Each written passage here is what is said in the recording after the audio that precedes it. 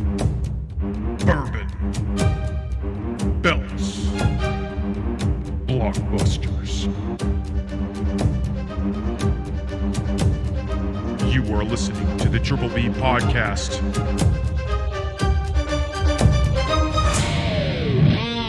Let's fucking go.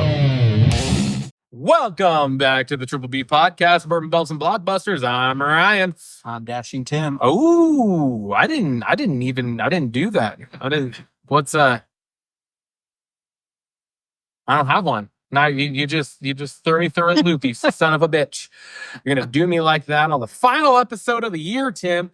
We are back. We got episode 30 coming at you. This is the episode before New Year's this coming, what is it, Wednesday? Yep. Wednesday's New Year's Day. So, heck yeah. We got our cocktail of the week in honor Of New Year. Yeah. Timmy, you're the one that picked this, so I'm going to let you go through it. Yeah, it's called the Raspberry Bourbon Bubbles. Never heard of this drink before. I just typed in ass. No. I typed. You typed in ass. I typed. That doesn't give me high hopes for this. I typed in bourbon. Or was it? Bourbon New Year's cocktails, and this was one of the first ones. How did you get ass out of trying to say bourbon New Year's cocktail? I've been watching You said France. Yeah, I've been watching. I've been watching Zach and Yuri makes a porno, and there's this. Fair scene enough. where Say no more. He says, "I typed in ass." You're the first thing that pops up. Anywho, All right. Back to business. Raspberry Bourbon Bubbles. What this is 2 ounces of our Michter's bourbon that we used last week, 1/2 ounce of raspberry syrup made by yours truly. We did 2 dashes of black walnut bitters, but you could use like a chocolate bitter as well. And then your favorite bubbles on top. We used a Prosecco and then garnished it with a raspberry. You can also do like a cherry. You mix that all up and then top it with the bubbles and you get a little cocktail right here.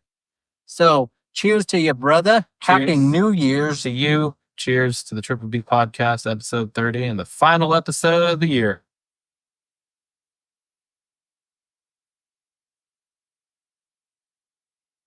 Oh, yeah, I get all the flavors there. Yeah. The bubbles kind of comes through strong, but I do get the bourbon, get the raspberry in there. Yeah. Yeah. I'm gonna give it a 6. Going with a 6. It's not over the top. I really like the Michter's and wanted the flavor to shine a little more. I get that we're putting raspberry in, Prosecco in it, so it's gonna mask that flavor For sure. but I thought bourbon would be a little more pronounced in it, so gonna pour heavier on that next time. Yeah. But you know, it is the fun cocktail. I like it just in the spirit of New Year's, and there's For not sure. many bourbon cocktails that I can think of that's really inspired by New Year's that I can think of. So No, I agree. I'm going low on this one. I'm giving it a 3. oh, This is, harsh. I mentioned it before. I'm not a champagne fan at all, and I think the flavor of that, especially on the back end, the aftertaste of this, is really strong for me. See, When I'm having I googled ass. He's saying it tastes. I told you I didn't have high hopes after he said that. I don't know. I like the idea of the bubbly drink, the New Year's, that whole thing. So I probably could have gone lower just based off taste for myself personally. But if you like champagne, this might be a good drink for you. I don't know, but that's just a personal. Not a fan of it. Mm-hmm. It is what it is. But it's in honor of New Year's and us. Yeah, I'm drinking it. you're drinking it. I will not let bourbon go to waste, no matter how badly we ruined it. All right. That's not the right button. There we go. Oh, too far. Coming back. We got our socials. You can find us on Instagram, X, YouTube, TikTok. We are the @TripBPod. You can find us on Spotify, Apple, Amazon, the Triple B Podcast, Bourbon, Belts, and Blockbusters. And you can email us on our Gmail, triplebpod619@gmail.com. Hey. Love to get social with you guys. So bring it on. Let us know what you think of the show. Let us know what you want to hear about. Any cocktails and bourbons you recommend. Any talking points during Blockbusters or Belts. We'd love to hear from you. So Yeah. Absolutely. I did it again. There we go. Timmy, before we jump into this, I have a little surprise for you. Oh, really? I do. Oh, really? Oh, Merry Christmas, my good sir. this is payback for last week. It is payback for last I week. didn't know we were doing this. And it is wrap. I kind of just wrapped him up. What do we got? What do we got? I think you already know.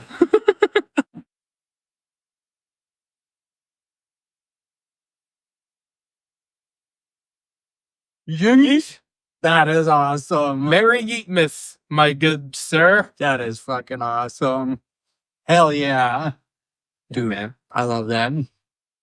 love that. I knew you were eyeballing it when I bought mine at Survivor Series, but you had to go with you went Cody. Cody, Yeah, you had to go Cody on that one, and then they didn't have the pink No, they did. Yeet shirt at. No, wait, no, Raw.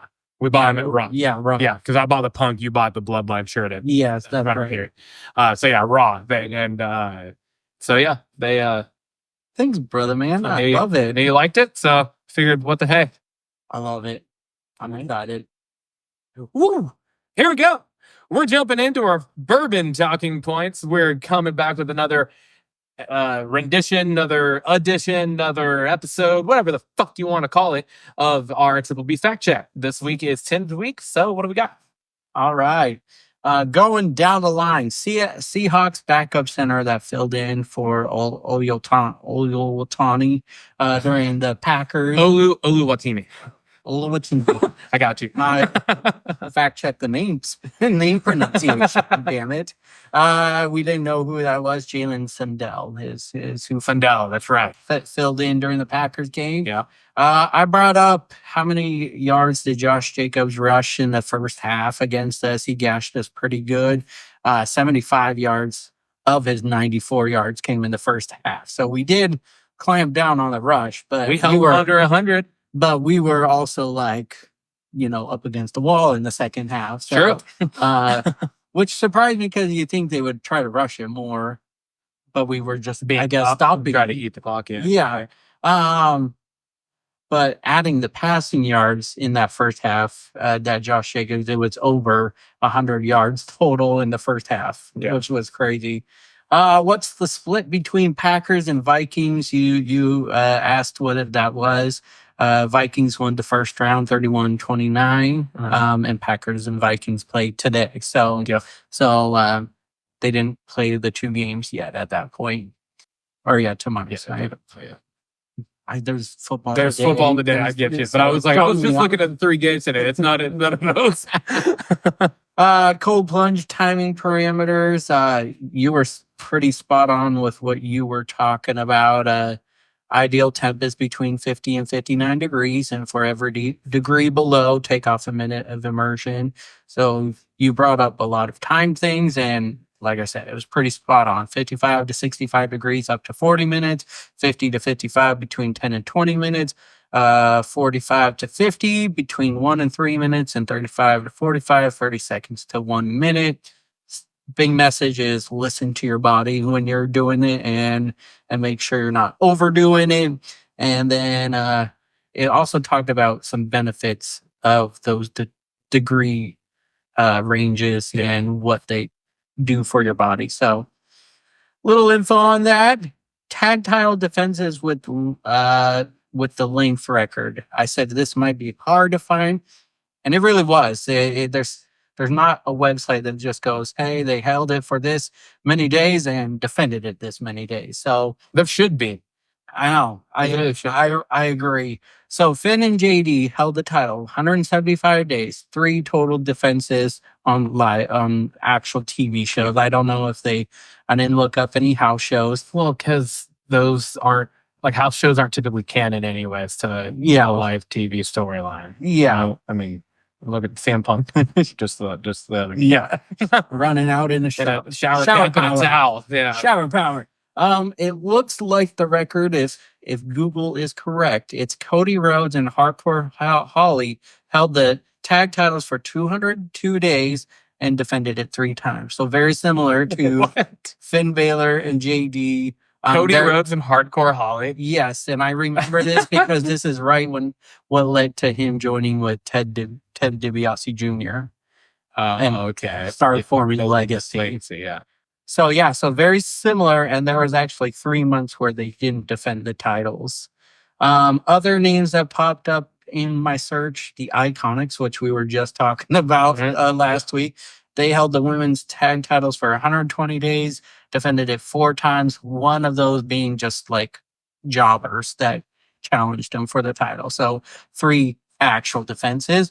And then Blake and Murphy from NXT held the NXT tag titles for 219 days with 3 defenses. So 3 is a very common denominator in the long tag title reigns. And 3 of those 4 they mentioned, with one of them obviously being Judgment Day, Yeah. are all recent, Yeah. within the last 10 years. Mm-hmm. Where the Cody Hardcore Holly one was that was like 15, 20 years ago. 2009, I want to say. Yeah, so Right around that range. So interesting that that's all come more recently. Yeah. Going down, I brought up the Netflix kickoff show on YouTube, and KO was talking about a date, and I said 12/26. He was saying that's going to be the show I show up on, and we're like, well, that's a Thursday. And so there was 2 live shows yesterday. One promoting Raw was up in Madison Square Garden, and then SmackDown had one in Jacksonville 12/26, and I'm assuming that's what he was talking about. But Those are on Thursday too, right? yeah, both of those were Thursday. Going down, it was just confusing because SmackDown was in Tampa. And so I was like, is he referring to being on SmackDown, or is it the live show?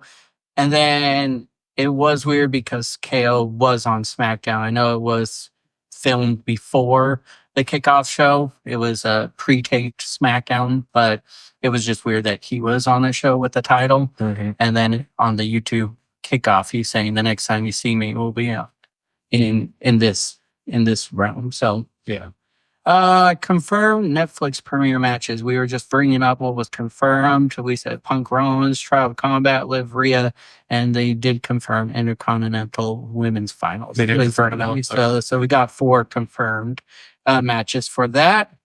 What is considered a reboot in TV terms? We were talking about, what is a reboot? So a series that has been on long hiatus or cancellation while disregarding previous continuity of the work. So that is the definition of Was it disregarding previous continuity? Yeah. Okay, so it is completely restarting fresh. Yes. Yeah. Okay. Yes. That's what I thought it was. Often new actors and characters. This differs from remakes, which usually is retelling of a story to update a newer audience.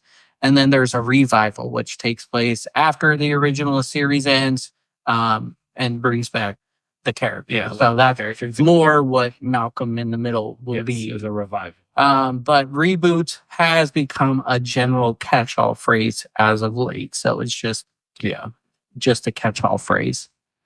Scrub actors, we didn't know who Turk was. Donald Faison. Yeah. Faison. Yeah. And JD Zach Braff. So those were the 2 main ones. What DC projects released since James Gunn took over? So you said Aquaman, I said Peacemaker, and then you said The Flash, and then you said there was 1 more. So there's actually 2 more. Shazam! Fury of the Gods was the first one released. Black Adam was right a month before the announcement of James Gunn. So, okay.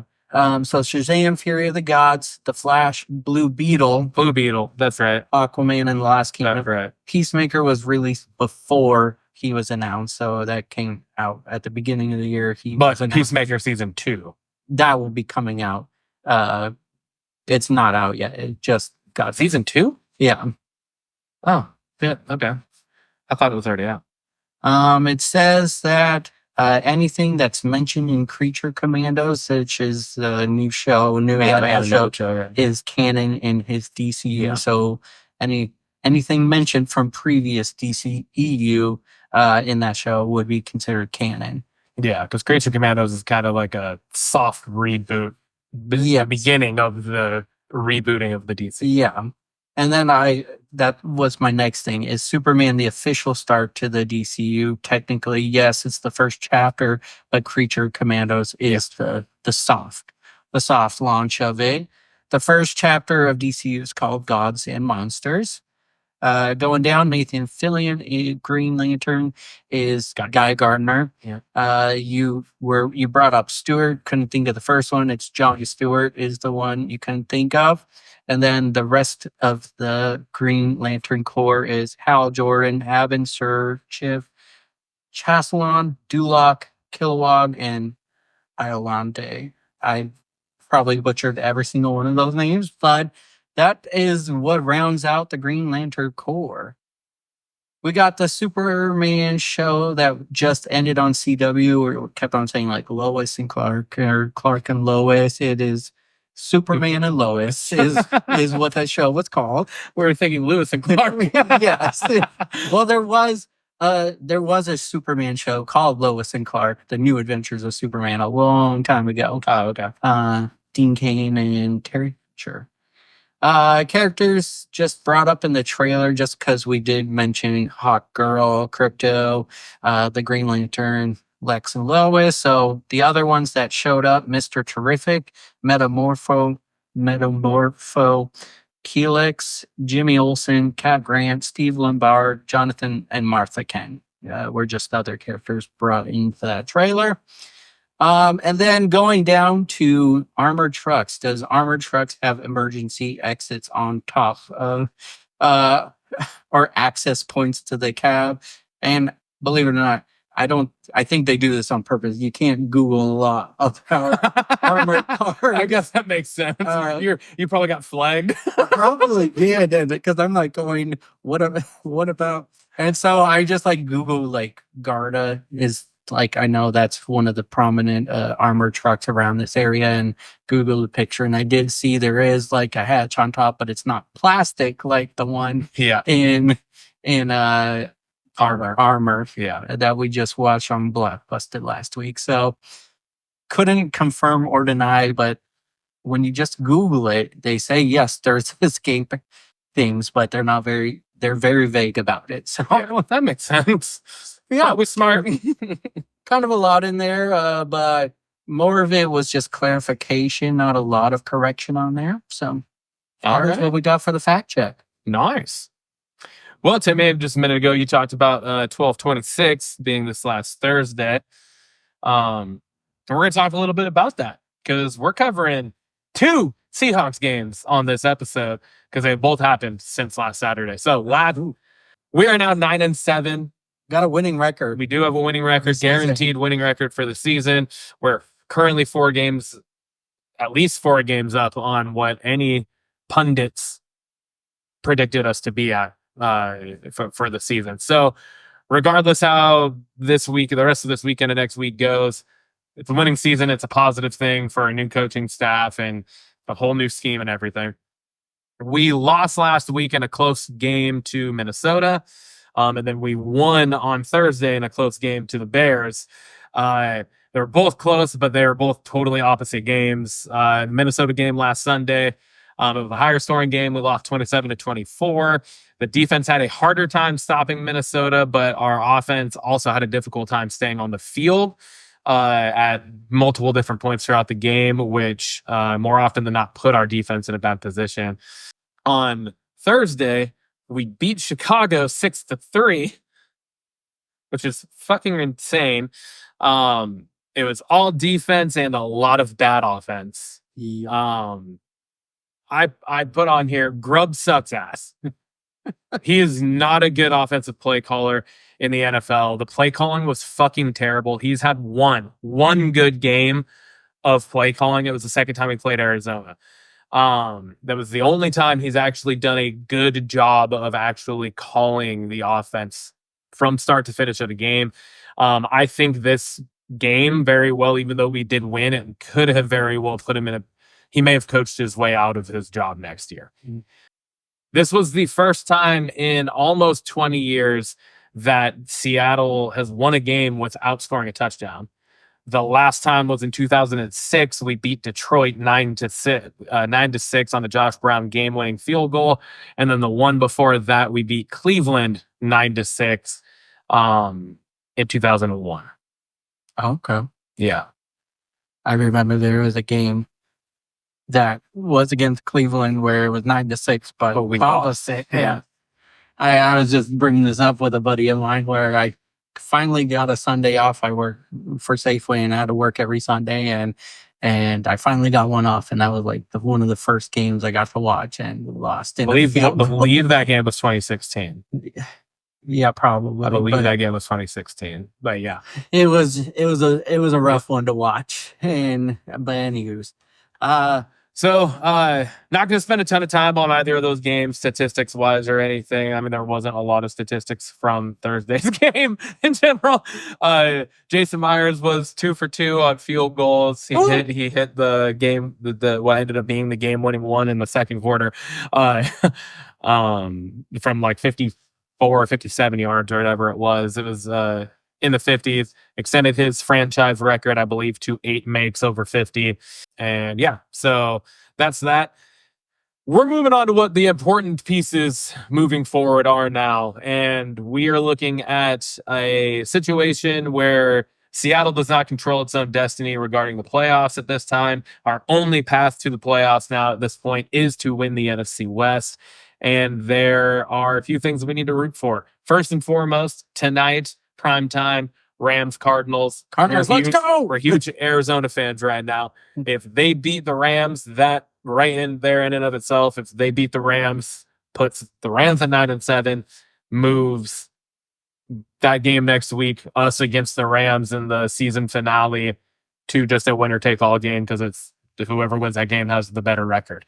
So that shuts down every other type of tiebreaker or anything in the first place.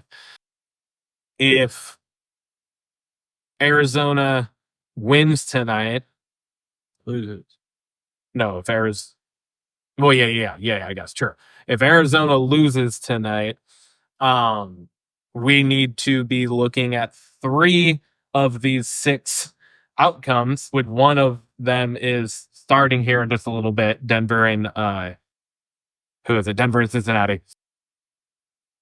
We need 3 of these 6 results to come to fruition to then continue to give us hope next week. Okay. So the Rams win tonight. We need any of these 3 to happen. Green Bay to beat Minnesota tomorrow. The Jets to beat Buffalo tomorrow. That's not good. Detroit over San Francisco. That's very likely because Detroit's gunning for the number 1 seed still, so they're not sitting anybody or anything. Atlanta over Washington. Who fucking knows with those 2 teams? Denver over Cincinnati today, which I think actually is a possibility. Cincinnati's been playing fucking really well, but Denver's been balling out as well. And then Miami over Cleveland, which I also think is a likely scenario. So if 3 of those 6 things happen, it keeps our hope alive for next week, where I believe it would put us in a situation where we would obviously have to win, which would then give us tied records. But then we need strength of victory. Yeah, strength of victory. Tiebreaker to then there would be a couple other things next week we would need to fall correctly. We're in a somewhat similar position that we were last year, and I believe the year before. But last year it didn't go our way. The year before it did. 2 years ago, we needed Detroit to beat Green Bay. Detroit beat Green Bay. That gave the strength of victory over Green Bay. We made it into the playoffs. Last year, we needed Detroit to beat Green Bay. Green Bay, I believe, dominated Detroit in that game, which shut down all hope that we had. And then this year, we're looking at a similar scenario. Just it does kind of partially have to do with Green Bay still, because if Green Bay beats Minnesota tomorrow, that helps us a little bit. So, that's just kind of where we're at. That makes, obviously a lot of relying on other teams, which is never fun. We definitely should have won the Minnesota game. Like, it was in our hands, and penalties really, it was just lack of and then just a fucking blatantly blown coverage on both Woolen and Julian Love to let Justin Jefferson score what ended up being the game-winning field goal. Touchdown, right? Yeah. Yeah. I don't know why I said field goal. Yeah, the game-winning touchdown. They got up by a field goal, but it was a very winnable game, and we kind of kept them in check. There was definitely we just weren't on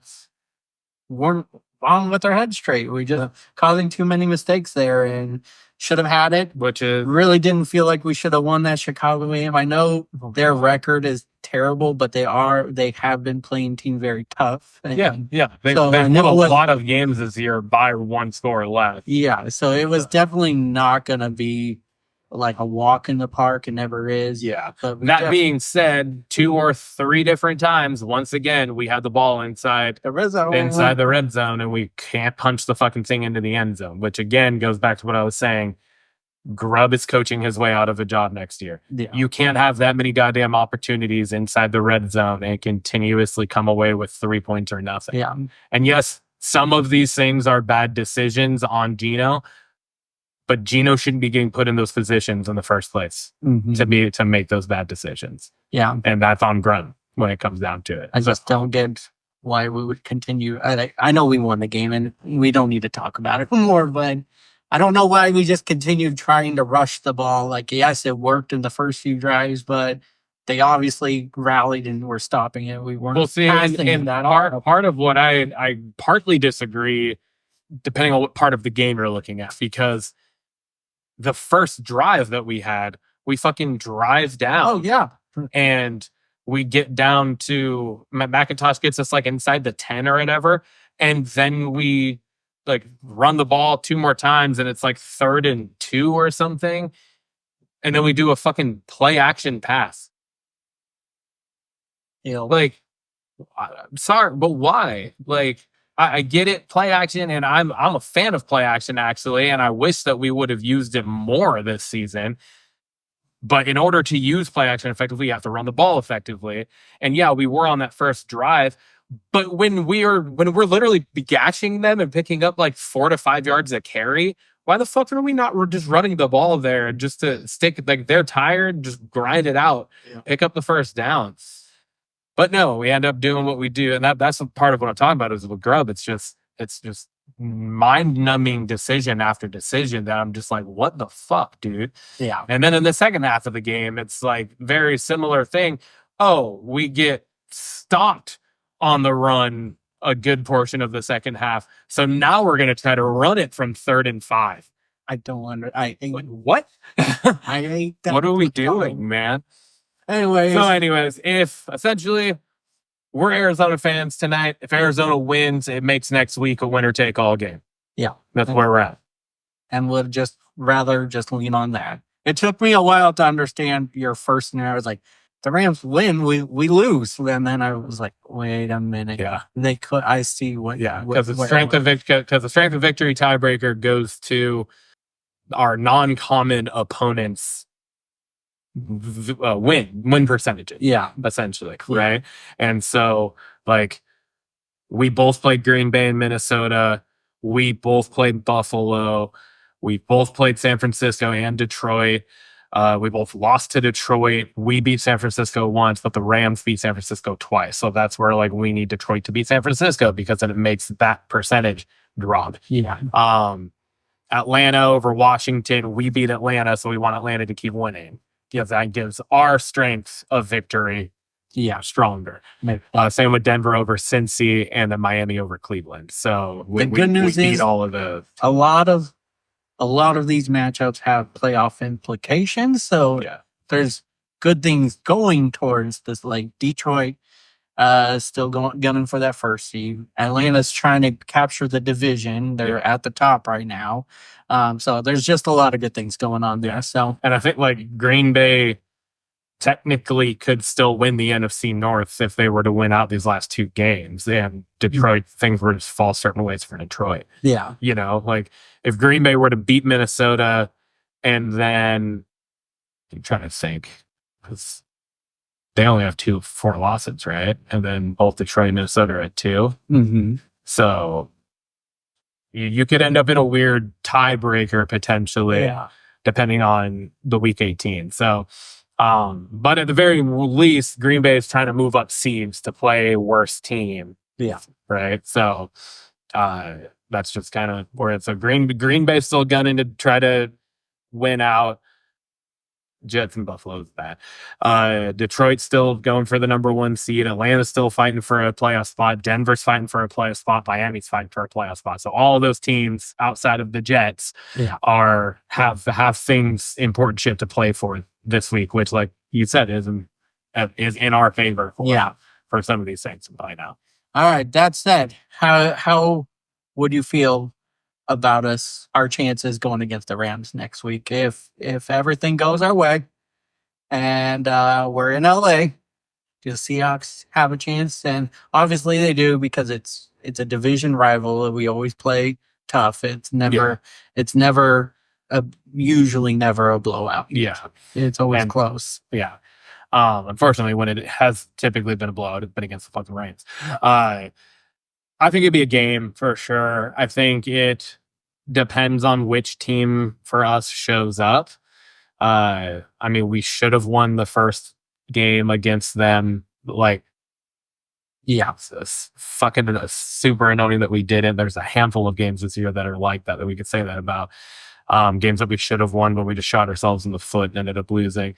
And I think we're a better team all around now than we were. Our defense is fucking playing out of their mind since that game. With, exception to some things here and there against Green Bay and Minnesota, but like those are both two really fucking good offenses. Yes. So I don't think the Rams are quite that yet. Yes, they're fucking good. Especially they have all, Kupp and Nakua both healthy. Stafford's healthy. And yeah, so I don't know. I want to just get through this weekend first and see how things play out. Yeah. No, I agree. See how it goes. We could very well be eliminated after this weekend. The good news is we played Thursday. We get a long time to prep 10 for days. them. Yep. 10 so, days. And so, yeah, they're playing a little earlier than normal, 1 day earlier. So it gives them a little extra time to prep for us too. But it should be interesting. Go Cardinals. Go Cardinals. Oh, yeah. All right, man. How was your Christmas? Dude, Christmas was solid. We didn't really go anywhere. We stayed local. Both Lindsay's folks live down just like 25 minutes away down west from us right now. So we went to her dad's Christmas Eve earlier afternoon. We're there for a few hours. Then my dad and my stepmom are actually up right now house sitting for my stepmom's cousin just in Auburn. So we then went over there for a few hours, Christmas Eve night. And then Christmas Day, we got up, did our thing here, and then we went to Lindsay's mom's house, again, down pretty much the same distance, and spent the rest of the day there till we came home. Yeah, man. Think you had a good Christmas? Oh, yeah. She spoiled me. She got everything. She got a ton of new shit, clothes, toys, just all sorts of stuff. So, but yeah, it was just pretty cool. Pretty cool to see. Like, just kind of not to sound cliche, but kind of the magic in her eyes of just everything that's going on around that time. All the lights, all the presents, getting to watch her just like learn to open, like rip wrapping paper off of stuff. And she does this where she just goes, whoa, like to anything she thinks is cool. So there was a lot of that. It was pretty awesome. What about you?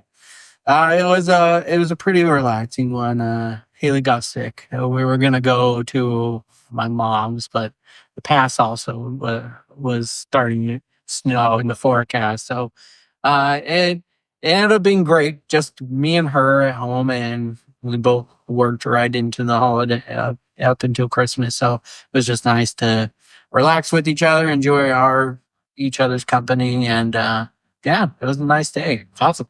Yeah. Good, man. What was your favorite thing you got? I got this awesome, I got an iPod, just a classic iPod, and I've been wanting to get one again. I had one for years, and it was loaded with everything you could think of, and someone broke into my car and stole it, and so she got You me. still have the capability to get all of that. You saw your iTunes or Yeah, I still got my iTunes. so you're able to hook it right up and get all your music back on. Load it right back up. But That's it. I love the iPod. Is you just can just listen to music and not be distracted by your phone or anything. Yeah. You know, nothing to interrupt the song. So I loved it. Awesome. That's dope. I know I got a neat shirt, so that's in competition. There you go. I got Lindsay's dad got me a bunch of hunting stuff. Oh, So cool. I got binoculars. I got a dope like binocular and range finder like chest carrier for them. A bunch of pockets and stuff. I got a like full blown legit vest. Because the one that I have right now is just like a lightweight, has no pockets. It's just like a mesh, just throw on type of vest. This one has a ton of pockets, like that. And then he got me like a day pack, which is like a lightweight backpack for at least you're just like if you're up hunting or whatever, and you're just gonna go on like a short little day hike. You can throw some snacks, ammo, stuff like that between the vest and that backpack. I'll be good to go. So yeah, I was pretty excited about that. Well, again, went hunting for the first time this year, and I'm looking forward and excited to continue going. So it was pretty cool to get stuff. And he goes and helping go with him, so he's all into getting me shit for it. So it's pretty cool. Yeah, Awesome. it was solid. Sweet. All right.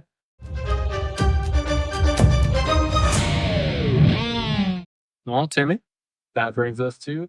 But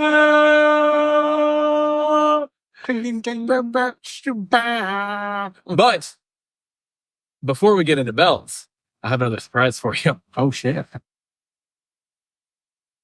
What the hell? You? Oh yeah. It's Gunther. Well, breeze in the hole. Okay, you don't have Gunther yet, right? No. Okay, I didn't think so. Oh yeah. I knew you did it before, and I was just like, I hope you didn't get it within the last like couple weeks. Dude, that is sick. Oh yeah, man. Thank you. Yeah, Doc. Hell yeah. Yeah. Well, that's gonna be probably a character for the TikTok soon. Ooh, I like that. All right, Timmy. What do you want to talk about? Who? The women's IC tourney. Io Sky fills in a vacant spot after PFC took out Kyrie. Yeah. And I did not expect Io to take the spot. It had me a little excited. I was just like, hey, it puts a big name into this tournament. Yeah. She ended up winning it. So I think odds on are that she's the strong candidate to win that tournament. Yeah. I kind of feel bad for Natty here, though, just because she's this longtime veteran and she takes another loss. Like, she doesn't got much going on, and I thought the tournament would be a good way. She doesn't have the greatest personality like on the mic or anything, but she's great in the ring typically. Yeah. Not so much in this movie. She's solid in the ring. But she's solid. I wouldn't say great, I don't think. I thought it would just been cool for her to get it out of what's left in this tournament. Yeah, I have a hard time with Maddie because she hasn't she has done nothing in recent years. Oh, absolutely. No. Like literally nothing. Like I want to say the last time she was doing anything that had any form of actual prominence to it was when she was tag teaming with Beth Phoenix. I mean, she is your go-to filler challenger for a championship when I know there's really no storyline going. She is always the one that comes to the front and will challenge you to lose. Which makes no sense. Yeah. But yeah, so I was like, yeah, again, it would be cool because of like the familial ties to the IC and all of that. Like, yeah, that could be a cool storyline, but then that ends up happening to exactly what you kind of would have expected to happen. One of the things, actually, two of the things I want to talk about have to do with this exact same thing. First, talk about EO. Just the fact that she completely, blatantly missed the moonsault, like, didn't connect in any way, shape, or form outside of her forearm landing across Natty's torso. and then picks up the win off of that fucking suck. I was like, oh my lord, what the hell, man? And it's very unusual for Io to miss something like that. So I don't honestly know that it was on her. I feel like Natalia probably moved wrong or something, like put herself in the wrong spot. I don't know. It just seems weird for Io to be the one that misses something like that because she's one of the best in-ring women's performers. Yeah. But yeah, so I was like, what the fuck? That kind of was a shitty way to end. And that was like just recently, I forget who exactly it was, who also didn't hit. It was it Tiffany? Yeah, Tiffany Stratton. And she did hit it, but she was supposed to not. Oh yeah, that's right. Yeah, so it was like the same thing but opposite, right? Yes. Yeah. It was like she actually connected but wasn't supposed to, and then lost, lost immediately after that because she didn't connect, even though she did. And then now you have this where Io completely misses, overshoots it, and then picks up on that. Like she hits fully, just belly flops on the fucking ring, and then crawls over, pins her, and gets the win. Like it made no sense.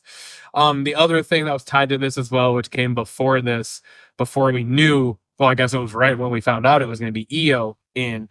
I liked Shayna Baszler's comment where she said, she just lost a match. You're going to reward her? Because that kind of points to some of the stuff that we've talked about in the past. Here is just like how sometimes the booking of certain things doesn't make any sense. Like you have people that you should be pushing that aren't in these tournaments. You have people that literally just lost a women's world championship match cleanly too. It wasn't even like via interference or anything. Like Liv Morgan straight up won that match at Saturday Night's main event. Mm-hmm. And now you're rewarding Io by losing that match with putting her into the vacant opening for this match. I get the idea behind it because it was PFC that attacked Kairi Sane. So he kind of stuck it to them by putting the other member of Damage Control in. I get that. I understand that. Yeah. And I'm not against Io being in this by any means. But the point that Shayna Baszler makes is a valid point because we see it happening quite often now, you know? So I thought those were both just kind of interesting things. Yeah. I predict, and I'm probably going to be wrong, but I predict Io versus Dakota is going to be the finals. Just we got Damage Control versus Damage Control. I could see Zoe Stark though being the other person versus Dakota is what I'm assuming. Lyra versus, isn't it? I thought it was Lyra versus Io, Dakota versus. Oh, it might. Zoe. I didn't look up who actually, but I know because my original thought was that it was going to end up being Io versus Zoe, and we are going to have some interference. I think you're right. Sorry, you're gonna have to fact check that next week. But yeah, no, I thought Io versus Dakota would be a cool twist on it. Just face versus face right now, and Damage Control versus Damage Control. Your point about Io missing that, we've talked about how good Io Sky is, but it seems as of late it feels like she's going in slow motion. Like all of her setups are in slow motion, and so like when she did the moonsault off the ropes to the two of them on the outside, it was just so slow of a setup. You could see them already waiting for her and stuff. So I have a little complaints about recent matches, but she's still great. Shouldn't have missed that moonsault and then get the pin. I think they just need to pivot and come up with another spot just to go. Like worst comes worst, act like you missed it, act like Tally rolled out of the way or whatever, and then get back up, do a little something, throw the other one out of the ring, get her down again, and then re-hit it. Like you could do that whole correction in 30 seconds to a minute. You're not gonna run over that long on your allotted time frame. But as a company too, in a match like this, where this is a tournament for a title, you shouldn't be okay with it ending like that. Right? You should expect, and I feel like it should just be either a verbally spoken thing or an unwritten rule that, hey, if the finish to something gets botched, fix it. Yeah. Have the ref say, try again. Yeah, Just right. Like, give them a signal. It's like, Yeah. try again. gotta redo that. Like, just that quick. No one's gonna hear the ref say that. Yeah. You gotta redo it. Yep. Like, you fucked that up. Redo it. Exactly. You know, like seriously. You need quality control in the Yeah, ring. you do. You really do. And unfortunately, it's especially with the women's division. Like, you definitely need quality control because no matter what anybody wants to say, they're not as good at A, in general, but B, playing off of those types of things. Yeah. Like, very often you see them, something doesn't go right, and then it's like they all just go, duh, and then they don't know what to do. Yeah. And so, yeah, there definitely needs to be quality control in the ring for sure. Yeah. What do you got? I thought it was an interesting swerve on SmackDown with the whole just the whole tag team situation, I guess. But just coming out and saying Los Garzas are the ones that attack Street Profits, like, comes out of nowhere. Didn't really make any sense to me for the most part because they haven't really been involved in that like 3-way tag situation with DIY, Motor City, and then Street Profits. So I was like, oh, that's kind of an interesting swerve to just throw out there. Whatever. Yeah. And then they'll also bring in the fact that was it Pretty Deadly? They're the ones that like essentially told them that that's what happened. Yeah. When it feels like, which like, sure, you're somewhat propping up the tag division, which I'm good with that. Yeah. But it was just like, I don't know, it felt out of nowhere to me. And that was just like a random setup. But it did lead to a pretty fucking awesome match. Yeah. I will say that the Street Profits versus Los Garzas was a pretty solid fucking match. Yeah, for sure. I also had that as a note this week. I love it actually. I go for it just because it's building up that tag team division. It's getting basically every tag team that's currently on SmackDown intertwined with each other right now, so that it can be propped up for, because SmackDown's going to 3 hours next week and from here on out. So there's going to be more time for story development, and hopefully that's to build this tag team division. And I mean, Pretty Deadly's been a joke on the side. It's fun to see them actually interacting with the other tag teams now. And I've been big fans of Los Garzas, but they've also been doing a lot of nothing as of late. So it was a nice twist to get them all intertwined with each other and see where it goes from here. One thing, one kind of qualm I have with just that whole backstage segment was typically we're a fan of like them being on one segment and then it follows and moves into another segment. It happened too much though in that same segment. It literally was like 4 or 5 different pieces that were just one long running thing, and then it ended with Apollo Crews again. What the fuck? Like, Just even have a tag partner. Yeah, you don't have a tag partner. You're literally not involved in anything important. What the fuck are you even there for? Like, what is that doing? Like, seriously, though, I know it's funny, but it's like, what is that doing? What is that propping up? What is it? You know, there's no storyline here that's helping build. Yeah. So it just like, I like the idea of them doing the just continued backstage shots from one to another because it's usually cool and it's different, it's fresh. But make it make sense, make it meaningful, make it have actual purpose, and that, for the most part, a good portion of that just really didn't. Yeah, like it. I can agree with that. So, next thing I had was, is it you? Yep, you just My bad. the tag SmackDown. My bad. Hurry up, then, Tim. Next thing I got is Finn Balor, Judgment Day. Still seeing the cracks in the foundation. I did not like their segment of, will you tell Liv this, and will Liv, you tell Finn this. It was so corny. They need to end cheesy. They need to end Judgment Day. And it needs to be it needs to be finished. So I want to know how you think this plays out, because it's I think the ultimate matchup out of this is going to be Finn versus Mysterio is the ultimate dividing. But do you think it's going to be Finn costing Liv the title? That's what I was just about to say. I'm wondering if it could end up being Finn costing Liv the championship to Rhea. Yeah. Potentially next Monday. Yeah. Not coming, but obviously. But how do we get out of Priest, because that's not final. Like, it's too much going on.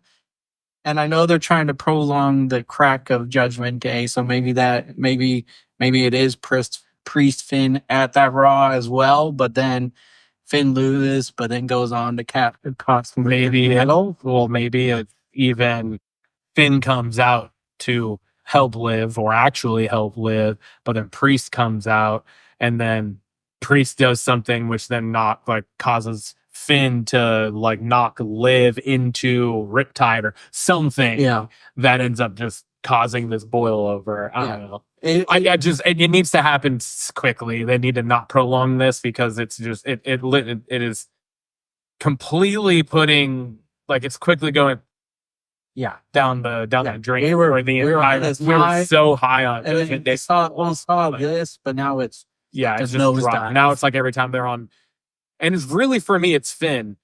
A lot of it's that half, because I still am interested in Liv and Dawn. Oh yeah, but I have absolutely no interest in Finn as a character in it. Yeah, zero interest in him as a character. Yeah, I think he makes no sense in everything that he's doing right now. It's just all bad, and that's a detriment to him as an individual and one of the best in-ring performers in the business right now. I just hope that they're not trying to prolong the split into WrestleMania, because that is a long time way away. Too fucking long. Yeah, and we're talking about weeks now where we're sick of it. So yeah, that was just my thoughts on that. What do you got? Kind of continuing in the same vein of tension, continued Tiffy tension. Yeah. From SmackDown on Friday. It looked like she was again very slowly going to cash in, which they really got to stop with that. The slow gotta stop. It has to stop. I know. It's stop with the, oh, is she gonna do it? Is she not gonna do it? Is she gonna do it? Is she not gonna do it? Just have it be until she actually does it, just have it not even be a thing now. Mm-hmm. That's kind of where we're at. I feel like, and that's kind of which is kind of annoying, honestly, which just, I don't know how I fully actually feel about it. I kind of want them to just do away with Money in the Bank. You do? To a point. And it's because of this. Yeah. Because it's just recycled. It's the same thing every fucking year for the most part, with exception to certain ones. Yeah. But for the most part, it's just it's just a long running, oh, is it going to happen? Is it not going to happen? Is it going to happen? Is it not going to happen? Oh, it's going to happen against their friend, blah, blah, blah, all this stuff. And it's just the same thing more often than not, I feel like. And you might be in danger, because they've been talking about moving Money in the Bank to 2-night event soon too, possibly not soon, I guess 2027 they're talking about moving. What the fuck? 2-night event. So why would you do that? That's so unnecessary. Just, if you're gonna move events to 2 nights, move the big 4. Those are the only, you don't need more pay-per-views or PLEs to be 2-night events. They want to keep driving in that dough. Oh my god. And I like the match, though. That's the thing. I like the match, and I like the idea behind the briefcase, but it's just, they're so longly drawn out now. Yeah. I want to get back to the day where it's cashed in the same fucking night or the following Monday, or, you know what I mean? Drew did. Well, yeah, I guess that's true. I know, but I didn't like that either. So, but yeah, no, I get what you're saying, and I think, to your point, I think it's how many times can we see this happen? Yeah. I think what Tiffany needs to do is be like, I'm not even going to bring it with me.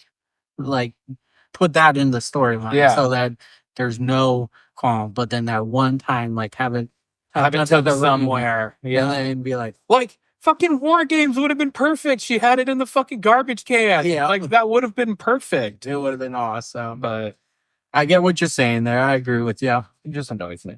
All right. Going back to Raw, Drew and Sammy, very fiery promo to open up the show. Again, we're seeing a lot of what the heel is saying. You can kind of sympathize with and agree with, and some of the things Drew was saying, but then Sammy comes out, King of Passion comes out on the mic and puts Drew in his place, sets up a match. I did not know that. I know Sammy hasn't beat Drew, but I didn't know this was his 10th loss to Drew. I didn't realize that either. Drew is 10-0 versus Sami Zayn, which is crazy. I love the jab from Sammy to Drew saying, "You were the chosen one, get over it," blah, blah, blah. Just to call back to when Vince was calling him the, Oh, yeah. yeah. Vince was calling him the chosen one. But again, where is this going? Is Drew going to be teaming up with the new bloodline? Who is he going to be teaming up? Because it seems like it's going to be a team up versus Sammy, Jimmy, and Jay. Yeah. And then who is the one person that called Drew? He alluded to someone calling him while he was in Scotland. Who is that one person, do you think? I want to say Seth, but It was St. Punk. maybe Wade I was Barrett? going to say Wade is probably one of the only ones that makes any sense. I can't think of anyone that's out. Evan? Could it have been KO? Maybe. Maybe. It kind of fits Fits the He-Man Roman hater club. Yeah. I'm curious. That part has me curious, but I guess it's not a bad thing because I'm asking where is it going. I'm interested in where it's going. It's just I kind of want to know now. I'm not being patient with this, but I think it's more because this time of the year is always filler. This week was very filler in content, so Very much so. Yeah. coming up with 5 things to talk about was pretty tough. Yeah. In this week, there was good things. I'm curious. I want to know now. Yeah. I'm kind of just bouncing off of that. I'm confused with the whole situation with Drew because it's Drew, but it's also now involving the new bloodline. But then in a week and a half, we're supposed to have Roman versus Solo to end that all of that stuff. Yeah. So, supposedly. But now we've had the new bloodline attack Sammy and Jay on back-to-back episodes. Yeah. And Roman's been nowhere. I don't like that. So there's Roman's been nowhere. Yeah, Roman's in been this. nowhere. Especially since he was gone for fucking 6 months. Yeah. It's like, why is he again not on television? Like, he is the worst when it comes to that. How is he just getting so much fucking time off? But he's supposed to be the face of your franchise still. And it just doesn't make any sense to me. It's annoying. I don't like it. He's injured and he's back. Yeah, exactly. So I don't know. It just doesn't make any sense to me. I'm confused with it all. Obviously, I think he'll be on next Friday probably to I would close out go home show to Monday Night Raw the following week. So. Yeah, but it's just like there seemed like there was purpose and path into War Games, and now since War Games ended, now it just seems like we're in this weird limbo of like what the fuck's going on when it comes to like War Games should have been more concluding, I feel like, than it was, or it shouldn't have ended the way it ended. Mm-hmm. You know what I mean? Like, that felt conclusive in the fact that they beat the new bloodline. Should be done. Yeah. That was fair and square. It was in one of the biggest stipulations that you could have. Mm-hmm. But now it's still just continuing and nothing's changed. So it doesn't make any sense to me. Yeah. I think it's somewhat being poorly done. Yeah. So I'll just allude it to it's the end of the year, giving time off to the stars, and this time is always filler, but they should be doing a little more to drive home these big storylines. Even I mean, all you have to do is bring them in for one of these double tapings. You don't need to put them on both shows. Just put them on one just to drive something home. But it's been just the same faces. All right, what do you got? My last thing, and again, things that make no sense to me. Why the fuck are we getting Naomi versus Nia Jax for the women's championship again next Friday? Makes no sense. Literally makes no sense. Naomi just weaseled her way into being the women's tag champ. She didn't even pick up the win over Nia Jax in that 6-man tag match on Friday. Why is she all of a sudden, after 2 or 3 weeks ago, had the match and lost it? Why is she all of a sudden now getting put back into this fucking match? It doesn't make any. If anything, have it be Bianca if you're gonna do some random bullshit like that. Yeah. Makes no sense for it to be Naomi. They are fucking awful together in the ring. There is no argument against that. They are dog shit together in the ring. It's fucking bad. And that 6-man tag match fucking showed that too. Why are we getting that on the fucking 3-hour? It's a SmackDown is it now permanently going to 3 hours? Yeah, because Raw is no longer on the USA, so now they're extending that. Or next week's the last Saturday morning longer. Watch on stuff from partially Friday and then. But yeah, when they put that up on the screen, I out loud audibly went, "What the fuck?" Because it makes no sense. It's driving home zero storyline. It's not pushing anything. It's nothing. It's Maybe this fucking garbage. Maybe this is where you get your reveal, where you're right, where Naomi is the one that attacked Jade, and Jade comes out or video plays and distract whatever. Maybe that is why it's happening. But no, it does not make any sense. If it can lead to Jade taking Naomi off of my screen permanently, then I'm good with it. I'm here for it. All right. I'm fucking over it. All right. My last point. Moving on. My last point is KO versus Cody. I was hoping you're going to put that because I didn't. Is set up for a ladder match at the Royal Rumble, which means we got a month away for this feud to continue to build up. KO is so good as a heel, man. He is so good. I love the opening with Nick Aldis and just how serious he was. It just put a big emphasis on what KO is doing is wrong. And then you can still be right. They did say that both titles are going to be held above the ring.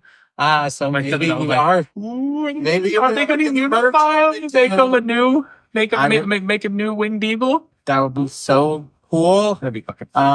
Love the kicking to the neck just because I was questioning what it like. He's not in the neck brace or anything. He's not acting sore, but just to build off of the powder, KO goes right after the neck. It was just great heel move. I'm super pumped for this match. This definitely feels the right direction from what their Saturday night main event match was. So I'm here for it.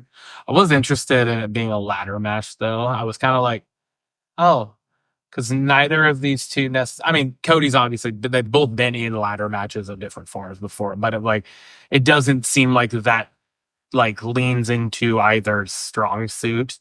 KO and Sammy've had a lot of cool ladder matches in Ring of Honor and stuff, and it really doesn't call for that. I don't know. A ladder match is hard to fit into a big storyline, I feel like. Yeah. Which is why I felt like it was just kind of out of place for it to be a ladder match. Yeah. And I don't know why, but just a ladder match doesn't really feel like it's that big of a stipulation anymore. Yeah. But maybe this is leading to something more. I mean, it definitely, there's no hold barred, obviously, and it gives that definitive chance of someone grabbing the belt away, and I think that's what they're trying to get at, is taking the Winged Eagle away from him. So I'm here for it. I think it's going to be a great match. Cody's in his anger mode, and I like that, and so I'm here for it. Yeah, ready to continue to play into that whole thing we talked about before, where it's of kind of refreshing take on a face to have that dark side continue to play out and be shown. So. Yeah, exactly. Yeah. All right, man. All right. Tim, we got our banger of the week this week. Who you got, or what do you got? I got Sami Zayn in general. He main evented both shows, and they were both bangers of him. Yep. What the fuck? That was exactly what I wrote too, was Sami Zayn in general. Yeah. It's the banger of the week. He had a great match with Drew, great match with Carmelo, and fiery promos, and he's keeping himself relevant. Great, again, just great matches. So well deserved. Yeah. For the banger of the week. I don't have much more to say. I was going to do exactly. You took all the words right out of my mouth. I put Sammy down because for all the same reasons he's been on every episode of everything. It seems like now for the last few weeks. Yeah. And yeah, it's just, again, his promos are fucking just great. The matches he's been putting on are phenomenal. So yeah, it's hard to look past him as the individual that deserves our honor this week. Yep. Which brings me to our belts question of the week. I pose this one in honor of New Year's. We're gonna do basically a year in recap and list off some superstars of the year, matches of the year, etc. So let's go back and forth. We'll have you go first. So male superstar of the year, who do you got? I want Sami Zayn. Nice. For the superstar of the year, I want Sammy. I think if you really look at his whole 2024, the feuds he's been in, the titles he's gone for, the storylines he's been involved in, the matches he has put on with so many different people, and all are just been fucking like all the matches with him and Gunther, all the matches with him and Gable, all the matches with him and Breaker. The now storylines that he's getting in with the bloodline, the fucking IC, the kind of flirting with the world heavyweight, like all sorts of stuff. Tag team situations too, even like just all of it. Getting Sammy Uso back, like just everything. I feel like it's just been a really big year for him. It was between him and Gunther for me, and I went with Sammy. That's a good call. If you asked me this come February of this year, I'd be like, hell no. Like he was off the face of it. And then his storyline to get on Mania's card really kicked off the rest of it. So that's a solid pick. I really like that one. I went with Drew McIntyre. The guy's been on fire all year long and has been relevant. He is arguably the best heel out there. Just guys cooking on the mic, cooking in the ring, and had me invested all year long with what he had, fully invested when he's on the screen. So he is my male superstar of the year. Bringing over to the female side of things, your female star of the year. Oh, Rhea Ripley. Okay. She is still the face of the women's entire division in, I would argue, wrestling, not just WWE. Like, she is one of the most well-known faces. She's just, every time she's in the ring, I'm glued to the screen. Every time she's on the mic, I'm glued to the screen. She's been involved in some of the best storylines of the year that we have been hyped about. And yeah, I'm all for Rhea Ripley. I love Rhea. I was gonna it's a tie for me between Liv and Rhea. You can't have the magical year they've had without each other. Yeah, that's fair. For sure. But I give the slight edge to Rhea because I think she can produce a phenomenal year without Liv per se, but this year felt bigger because of Liv and her. Yeah. So I gave it a tie, just because Liv had a great year as well. And you don't have that without Rhea. So that's what I got for that. All right. Match of the year or some of your favorites, because I know your memory's not great. What do you got for that? I went match of the year was the Punk McIntyre Hell in a Cell match. Yeah. I had two, but the main one was Hell in a Cell, Drew and Punk. This felt like a big time Hell in a Cell match. I really liked the Seth and Cody Rhodes one, just because he had the torn pec and it was brutal. But this one felt like return to form Hell in a Cell. It was brutal. Yeah. You had the definitive conclusion to Drew Punk in that match, and it was everything you wanted. And it was the ultimate conclusion for not to get ahead of myself here, but the best feud we've seen in WWE in a long time. Yeah. So my runner-up, and I wish I put it as like favorite moment of the year because this would have been it, but the go ahead and he did it, Jay versus Breaker, him winning the Intercontinental title. Like, the match was great, but just him winning the IC title felt so awesome. Yeah. So I kind of had that in along with the match of the year. Yeah. All right. PLE of the year. What do you got I'm a Clash at the Castle. Okay.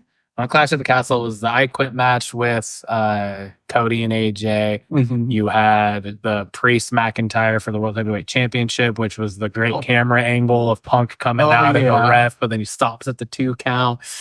Just that whole thing. You had the surprise of Fire and Dawn winning. That's true.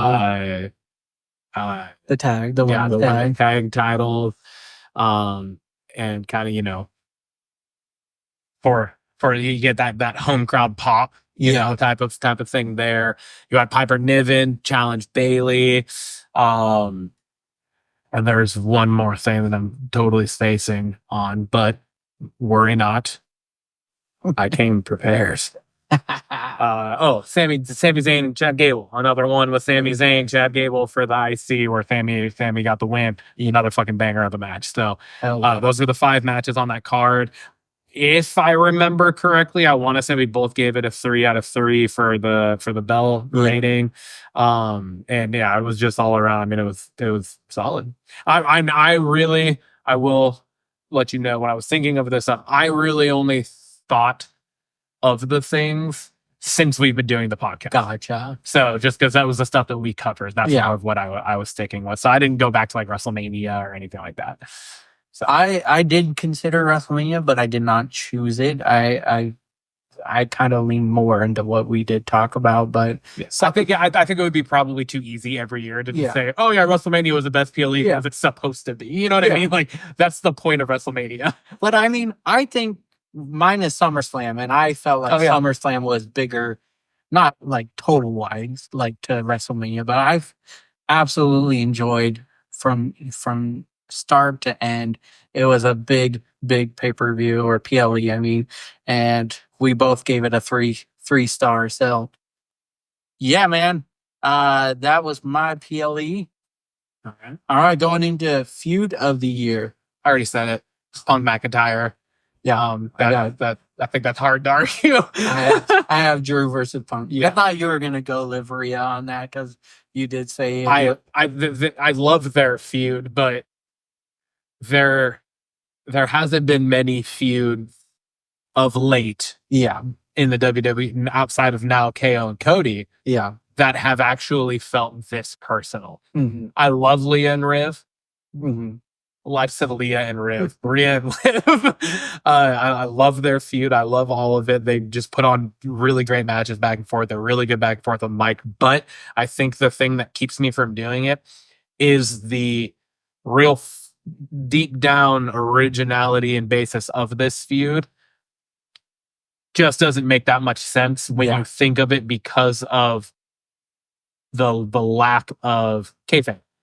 And knowing that Dominic Mysterio is married, really throws a wrench into the whole making it that personal. Punk and McIntyre, that was nothing but personal feeling. Like you can fucking feel it, you know. Same with Cody and KO now, like you can feel it. They've done Leah and Riv. I did it again. Rhea and Liv. Don't get me wrong, they've done a really good job playing into all of that. Same with Dom, like they all have. But it's still just like, you know that him and Liv aren't actually together. You know what I mean? Like, so that's true. If you didn't know any of that, if you didn't have that ability to know these things, then, you know, it would be a little different. Maybe it would be higher up there for me. But there is always that in that line. So that's why I'm a Punk and McIntyre. I like that. Me too. I agree with you. Drew versus Punk just takes the cake for me. It had basically a year-long build to its culmination at Bad Blood in that Hell in a Cell. So awesome view there. Storyline of the year. The last part of this question. Storyline of the year. What do you got? Bloodlines. I put that, but also quickly rounding up now is this Randy Cody KO thing. Just Randy's been staring at the title a lot. There's been a lot of seeds going into that, but KO, like after Bad Blood, just changing how we have to look at wrestling now. We have to wait till after a show and see if anything's happening on social media now, and that's thanks to KO. He's feeding into that. So That kind of rounds up, but definitely Bloodwine. It's been our main talking point of every podcast episode. It's kept us invested this long, and we're still not done with it either. Yeah. And there's got to be a culmination sometime, and it's probably at this next WrestleMania. So maybe. Yeah. Who knows? All right, man. What a year in wrestling. I know. Seriously.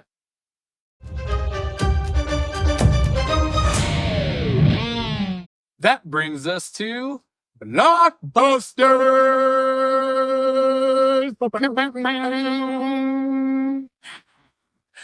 All right, Timothy.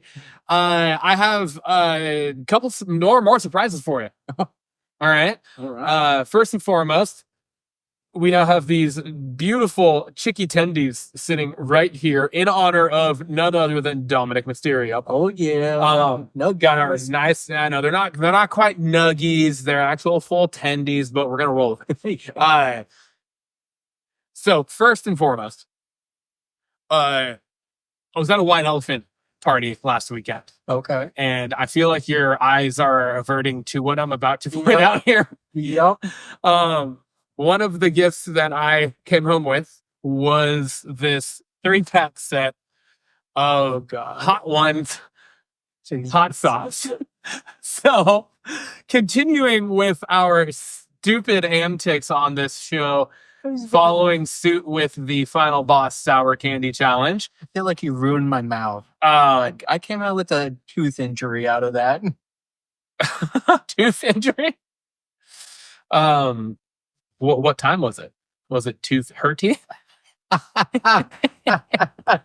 Anywho, I figured why not continue rocking and rolling with our the Hot Ones hot sauce challenge thing.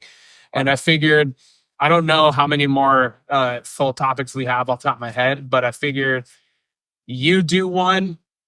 Like we'll both do the same sauce, but it's like for one slide, you read the slide, but you have to do the hot sauce before you read the slide. And then I'll do the same thing. We'll bounce back and forth. All right. All right. So and this is kind of fucked up. I'm going to be completely honest with you because we have the classic hot sauce, Hot Ones Original, the classic hot sauce. The heat level is a 2 out of 10. Okay. No, not too scary. Yeah. Not too scary. This is the confusing part because the next bottle is Hot Ones Original Buffalo Hot Sauce. Heat level is also a 2 out of 10. Okay. And then you have this little bottle of love. This one's called Hot Ones Over 91% Pepper X. I don't know what that means. That sounds like the rage virus. We're gonna die. It's called The Last Dab Experience. The heat level, there it is 11 out of 10. Oh, So, how are you with hot stuff? not good. Me either. So that's why I thought this would be fun. As soon as I pulled it out of the package, I looked at Lindsay and she goes, podcast. And I was like, yeah, we got to do it. So that's that. The second, that's just the first of the two surprises. The second one I have for you. Oh, It's your third and final Christmas gift, Tim. dang. You're so spoiled. Ooh. Open it. Do faster. I know it. Hell yeah. That's awesome. I thought you would appreciate those. We got some Marvel Adventure drinking glasses. Hell yeah. They look more like whiskey rock glasses. So Yeah. that's why I was like, hell yeah.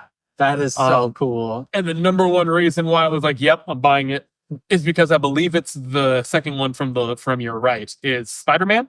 Yep. Yep. Yep. That was the primary. I was like, oh yeah, I gotta buy this. It's just so So cool. yeah, Hell yeah, man. dog. Dude, I love you.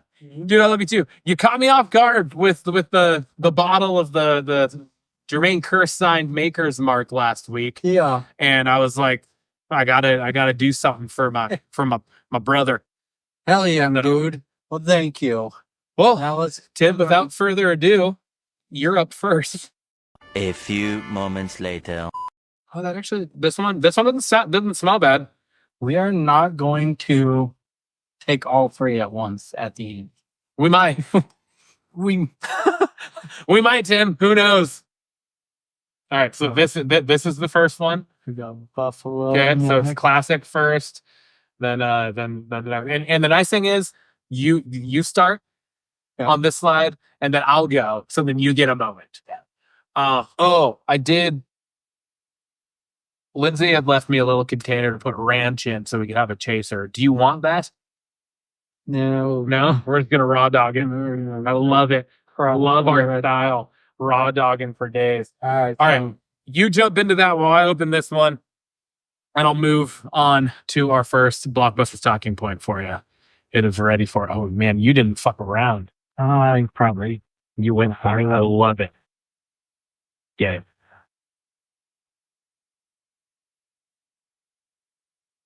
How we doing? So far, so good. Not too bad. Not too bad. It had a little heat to it. It's starting to come in, but You just nope. You talk it. Ignore everything I'm doing over here. not bad. I agree with the 2 out of 10. Okay. All right. Cool. Nosferatu. This movie just came out on Christmas Day. Just had a little more. Oh, my bad. That's on your fingers. That came out a lot faster than I thought it was going to. Hopefully, you don't have any open wounds on your finger. Let me just get the. Ooh, finger looking good. Yeah. Oh, yeah. Oh. All right. Love it. Keep her going. Nosferatu. The synopsis is Robert Eggers' Nosferatu is a gothic tale of obsession between a haunted young woman and the terrifying vampire infatuated with her, causing untold horror in its wake. This is starring Lily Rose Depp, Nicholas Hoult. We've been talking about him a lot. Bill Skarsgård, Aaron Taylor Johnson, another person we've brought up multiple times, and William Dafoe. Again, directed by Robert Eggers, who's also directed The Witch, The Lighthouse, The Northman. This came out Christmas Day. It looks good. I know this is like a remake, retelling from a movie made 102 years ago. Yeah. So it's a long time between movies. It looks really good. It doesn't look like it's gonna be like this total jump scare. It looks like it just looks beautifully shot. It looks like it's gonna be like a slow burn horror movie, kind of like The Witch was. So I don't know. I just thought this was exciting looking. It looks really cool. Has a lot of big stars in it. So Yeah, for sure. I'm excited for it. Same. The trailer for it looks really fucking good. Like you said, it looks like a little bit more of a slow burning type horror movie type thing. I'm excited for it. I mean, everyone that's in that, fuck yeah. Like there's not a single name that was just listed there that I'm like, yeah, pretty much about all of them. Even Lily Rose Depp, who's more kind of newer, up and coming, been in a handful of things. It's Johnny Depp's daughter. So yeah, no, I'm stoked for that. Yeah, man. All right, my turn. Here we go. Give me this fat bottom already. Oh yeah. It's real liquidy. Oh, you got big towels over there. We should bring those into the frag too.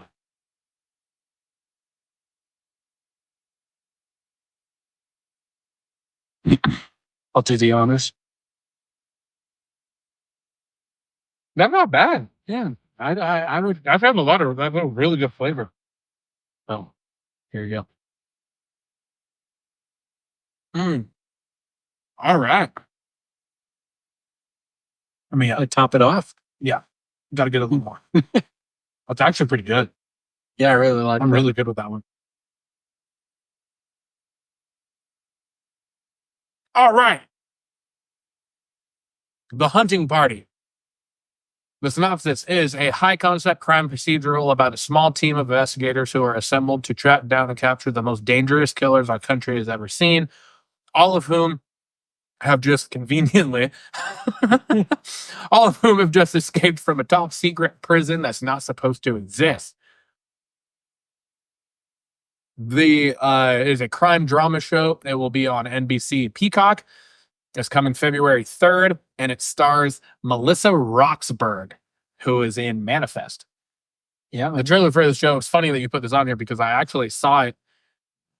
It's either Christmas Eve or Christmas Day. We were here, we had something on, and it was just like an ad that popped up. And I was like, what the fuck is this? I thought that was interesting. And then I didn't actually really look more into it because we were doing stuff. And you put that on there and I watched it. I was like, that's the same fucking show. So yeah, it looks fucking good. Yeah.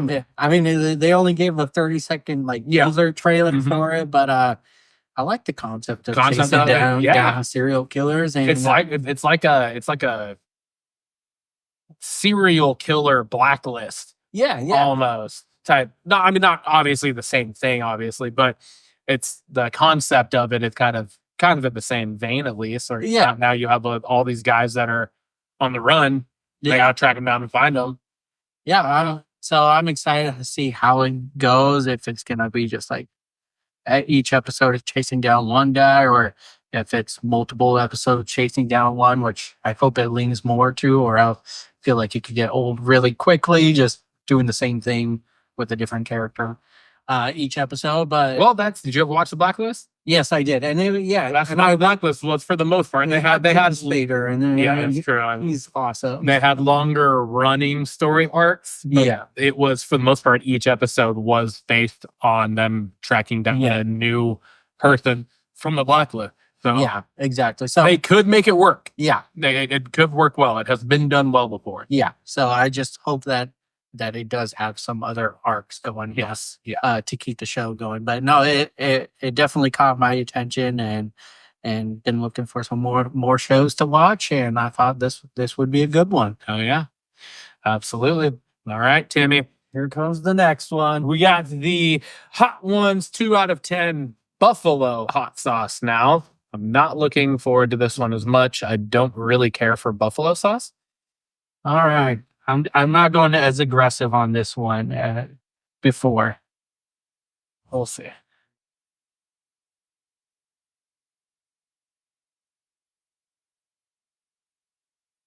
Also not bad. Definitely has the buffalo flavor.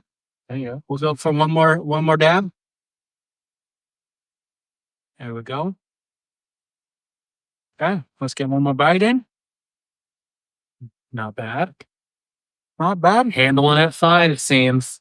I'm not crying. That's good. It's starting to build up in there though, but no tears are. This might be the little teaser. I might have to look into getting the full set.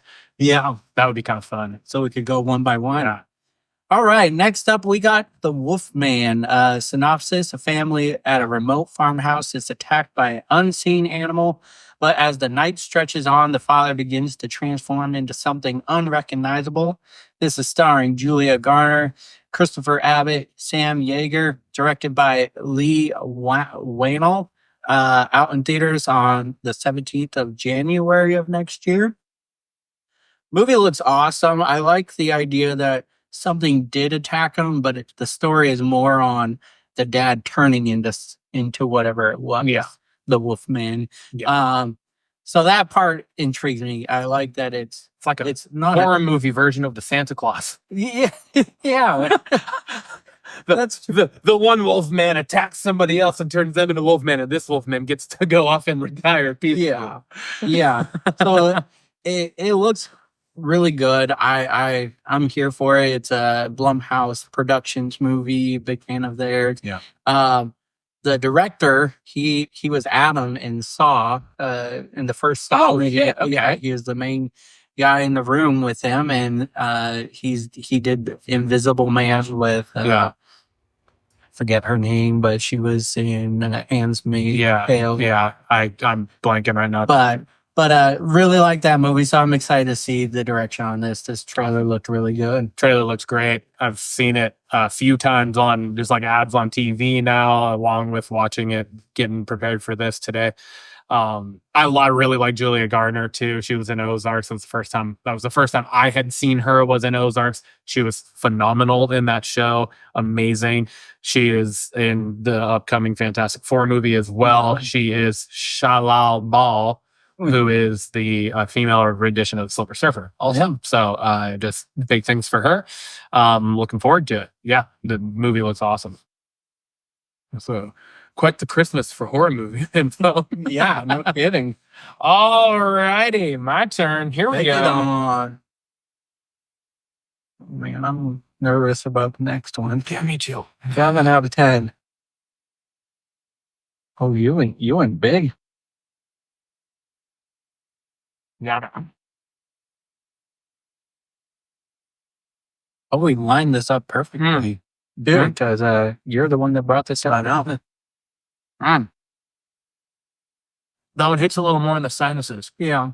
Well, I don't get it. Doesn't have a strong buffalo taste to it. Yeah, I it's not feel super like. strong. It's definitely spicier than the first one, but it's still not terrible.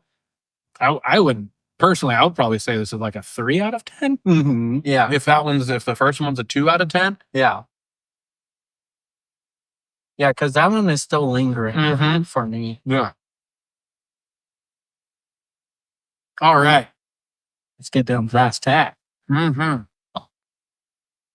I'm gonna talk really slowly so I can postpone this one. So we got the Odyssey, Tim. On episode 26, I want to talk about just the fact that we had more information, casting primarily information coming out about Christopher Nolan's next film. There were theories. Those theories were far, far, far from correct. And I'm okay with it. Yeah. So Universal Studios has unveiled that he will be bringing Homer's The Odyssey to the big screen. It's definitely different than what the previous theory thought it was going to be about aerial helicopter cops. Yeah, this one's definitely hotter than the first one. I'm slightly struggling right now, which scares me for the next one. But yeah, so The Odyssey is an epic poem of 24 books traditionally attributed to the ancient Greek poet Homer. The poem is a story of Odysseus, king of Ithaca, who wanders for 10 years, although the action of the poem covers only the final 6 weeks, trying to get home after the Trojan War. On his return, he's recognized only by his faithful dog and a nurse. With the help of his son, Telemachus, I don't know if I said that right, Odysseus destroys the insistent suitors of his faithful wife Penelope and several of her maids who have fraternized with the suitors and reestablished himself in his kingdom. So, this to me sounds more in line with Christopher Nolan. Yeah. Then, I mean, I'm sure whatever the whole idea of aerial helicopter cops would have probably been fucking dope because Christopher Nolan's Christopher Nolan. But this sounds way more like his type of thing. And again, we don't have it fully listed here, but just some of the names that we know are already in this or going to be a part of this are Robert Pattinson, Tom Holland, Brad Pitt, Matt Damon. I get all of them confused. Matt Damon, Charlize Theron, Zendaya, and Lupita Nyong'o. So just like 6 people so far that have been cast, among who I'm sure will be plenty more to come. Yeah. So I agree. I think this is more in line with what Nolan does. This seems like on epic proportions, and he's going to be using that new IMAX material for never this. before used IMAX technology. Yeah. So which is crazy to think of when this is a fucking poem from like, I don't know, it was like 7 or 8, the 7th or 8th century BC or something, right? Like, but it's gonna be using the most latest IMAX technology. Yeah. So it's kind of interesting concept just in and of itself. I've been a big fan of Greek mythology, and that's what this tied into. So I'm here for it. I was excited to see that that's officially what he's going to be working on. So same. Yeah. Well, when I saw this, I was like, fuck yeah. That's way more exciting to me than what the previous theory that we had read was. Yeah, man. Awesome. Oh God. All right, here we go. Here we go. I love how you have it sealed still. Oh yeah, I haven't even fully. Well, I shook it. I shook it because it looked scary in the top when I first opened it. Doesn't still look scary. It still looks scary. All right, I'm not going big on this. Yeah, do a little. Yeah. It's not coming out. You have to bang it from the butt. Old ketchup bottle style. I think that's on purpose. They don't want you to get a lot.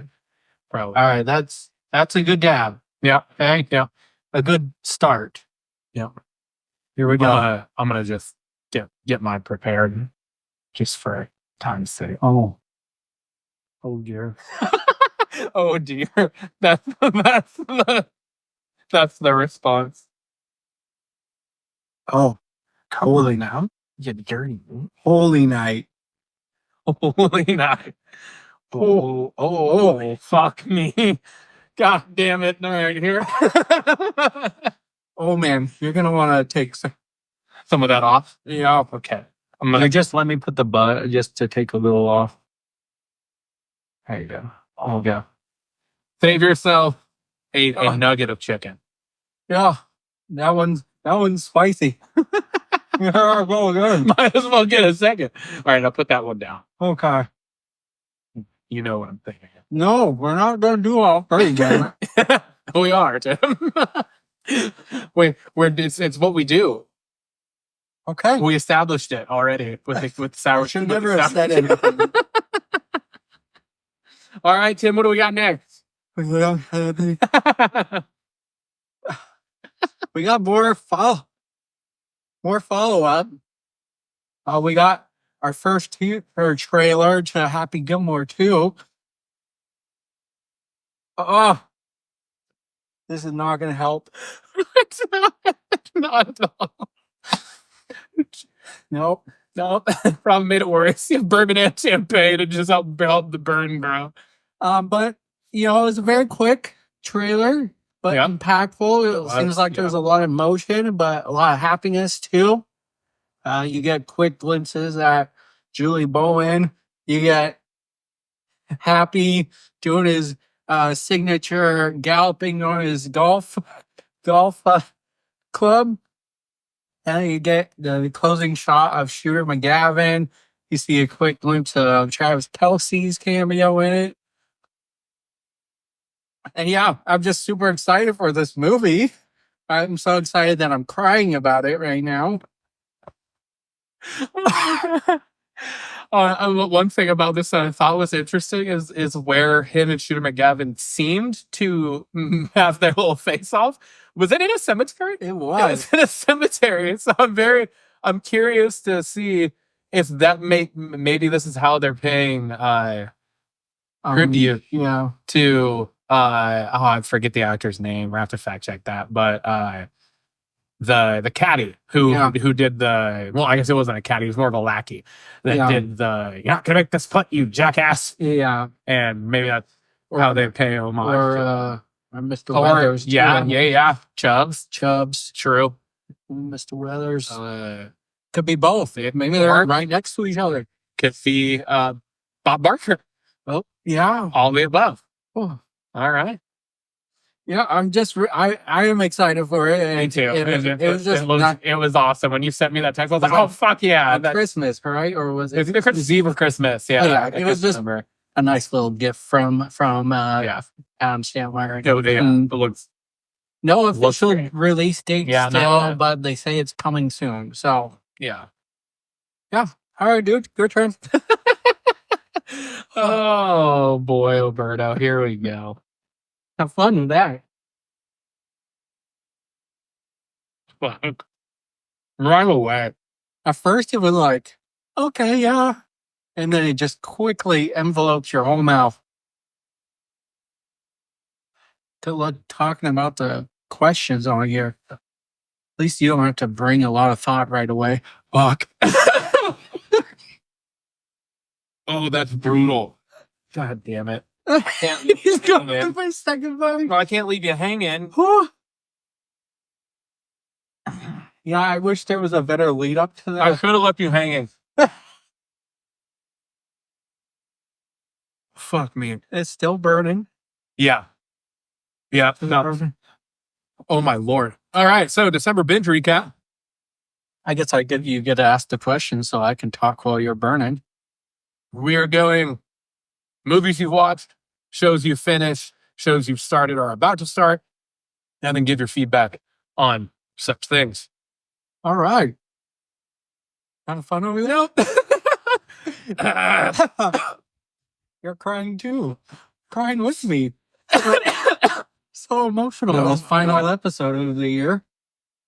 Yeah. All right. It was perfect. So movies that I've watched. So I watched Top Gun in preparation to watch Top Gun Maverick, that one episode. I watched Nutcrackers. We brought that up on this this on this podcast. That had I'm still burning. Ben Stiller. Ben Stiller and Linda Cardellini. Yeah. The movie I would not recommend if you have if you have and enjoyed it. I'm sorry, but I was not a big fan. I didn't like it either. I watched it too. I didn't care for it. It was Okay, we're not doing all three. You want to just eat the last chicken strip? yeah. A few moments later. Holy shit. I've done like wing challenges at places too. That's fucking way worse. Yeah, and we just did a little. Huh. Oh my lord. My whole roof of my mouth on fire. All right. Anyways, what else? We're back. Yeah, I was not a fan of that. They showed all the good stuff in the trailer, and all he had left was a pretty slow burn movie there. I watched Red One. We talked about that one a long time ago with The Rock. And you did watch it? Yeah, I haven't watched that one. I thought that one was really well done. I know it didn't last long in theaters, but they did put it out on Prime to watch. So I caught it on there, and I thought it was really good. The Rock's character, though, I mean, he's his typical self, kind of one-dimensional, but it kind of fit for this movie. I would put this on my Christmas rewatch. I thought it was a lot of fun. I watched Carry On with Jason Bateman and Taron Egerton, yeah. That movie I thought was great. I was a big fan of that one. Of the online community was pretty brutal. That one, the Rotten Tomato score was like a 50%. And I thoroughly enjoyed this movie. Hooked me right away. Yeah. I watched I'll Be Home for Christmas. That's my favorite Christmas movie. We talked about that on the previous JTT, right? Yep. I watched How the Grinch Stole Christmas, Bad Moms Christmas, Office Christmas Party. Love that fucking. I love That's one of our regulars too. And then I went to the theaters yesterday with Haley, and we checked out Sonic 3, which was really good. A big fan of the first two movies.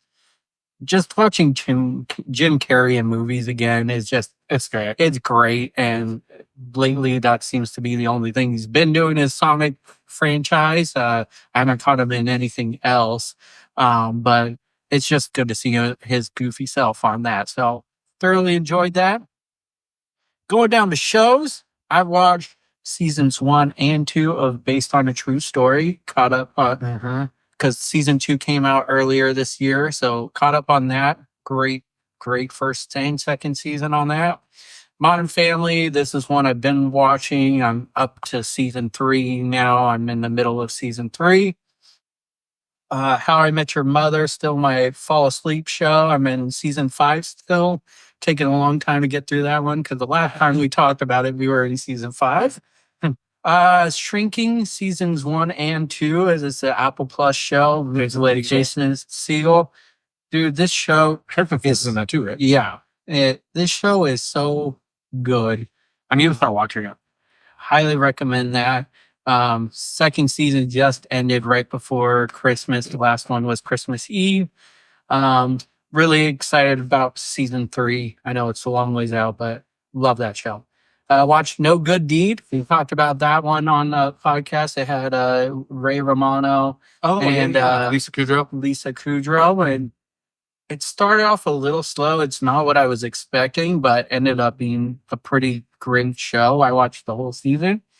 And then lastly, I started Silo, which is an Apple Plus show. I don't know when the first season came out, but I can't name the actors in it, but it did have Rashida Jones in the first episode. It's got me hooked. I'm only 3 seasons in. It is an hour-long episode or 40-plus minute one, but it has me like full-on invested. It's basically post after something's happened, and now civilization is in a silo, and you can't say that you want to go out, or you get put out of the silo when it looks like everyone dies the second they go out of it. And so it's about living in the silo and a lot of little mysteries going on. So thoroughly enjoying that one again early on, but there's a second season currently still airing, and really invested in this one. So excited about that. Awesome. What about you? Can you talk? Barely. I'm struggling right now. That sucks. It still sucks. I take back what I said. We don't need to do the full line. So yeah, movies. Did our whole Christmas spiel. We do. I don't know if I've explained it on here before or not, but we do like our advent calendar thing. Okay. I started it last year because we were home on leave with Lainey because we had her at the end of October, and so essentially what it was I made 25 envelopes, and in each envelope I did a Christmas movie and an activity. And we did that last year and quickly realized while doing it that we were like, this is a lot. Like we're setting ourselves up to be like, fuck, now we're stressing out to try to get these things done. So this year we were like, obviously we had way more time on our hands last year which might seem weird because she was a newborn and we were figuring everything out, but she slept so much. Yeah. And just like on us in the living room. So it was like to watch it, like that's what we did. We just sat around for the most part. We baked, we watched shows, stuff like that. This year, shit's a little different. She's 14 months old yesterday, and she's running around. She's so interested in everything. She's into everything. It makes it a little bit harder to do certain things. But this is something that I started last year because I started it for Lainey because I want her to have something that each year as she gets older and can she knows what it is and knows what to expect, that she can get excited for Christmas. Yeah. And it's just like a Christmas tradition that we'll do every year because I didn't really have that type of thing growing up. Yeah. I don't want to establish that. So what we did this year was we decided instead of doing like both things each day, we took the top 12 from what we did last year, like the ones that we were like, yes, absolutely, absolutely, absolutely. And then kind of dwindled out the other ones to having 12 activities, 12 movies, put one in each box for 24 days. And then we just left Christmas. It's Christmas. Yeah. So we did from December 1st to the 24th. So we did 12 movies, and I'm not going to try to name off every single one of them that we did, but Elf, Christmas Vacation, How the Grinch Stole Christmas, Home Alone, Office Christmas Party, The Santa Claus, a Christmas Carol with Jim Carrey, the animated one. That's my favorite, among others, obviously. But we did our whole Christmas movie spiel that we do every year. We also watch a handful of other Christmas movies just on our own in our free time when we were able to. One that we watched was Our Little Secret, I believe is what it's called. It's a Lindsay Lohan movie. It's on Netflix. Yeah. Lindsay wanted to watch it, and I was like, let's watch it, sure. And we watched it. It was actually pretty good. Like, there are definitely cheesy parts. There are parts where Lindsay Lohan crying just isn't that great. Where it's just like, less of that. But the movie in and of itself was pretty solid. I enjoyed it. It was I thought it was an interesting concept. It's essentially like her and this guy are like dating at some point. They break up like on Christmas Day or something. And then years later, they both end up with these new partners, but these new partners, they're going to their partners' families for Christmas. Well, the partners end up being siblings. Oh, right. So it's like he is now dating the sister of her boyfriend. So they end up being back in each other's lives, but they try to play it off that like they don't know each other and they're meeting for the first time, so that they can just like get over this one weekend and then move on type of thing. It was a good. It was a pretty good movie. I actually really enjoyed it. Nice. We also watched Carry On. Yeah. I agree with you. We thought the movie was fucking awesome. Like Lindsay was like, "That was such a good movie. It was so good. It was really good. I really liked it. It had, it had shades of a few different types of or a few different movies, but it was also its full own thing at the same time. Seeing Jason Bateman in that bad guy role, He did so was good. super. I really enjoyed that. It was really good.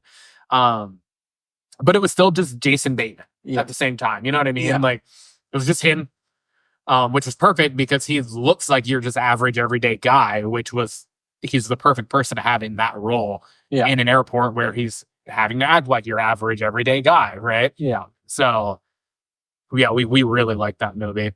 Other movies we've watched. Did you catch Juror number 2, like you said? Oh, yep. Watched Juror number 2. That was good. Really enjoyed that movie. We'll have to talk about it a little more once you've watched it. Okay. I think. Nice. Because I really enjoyed it.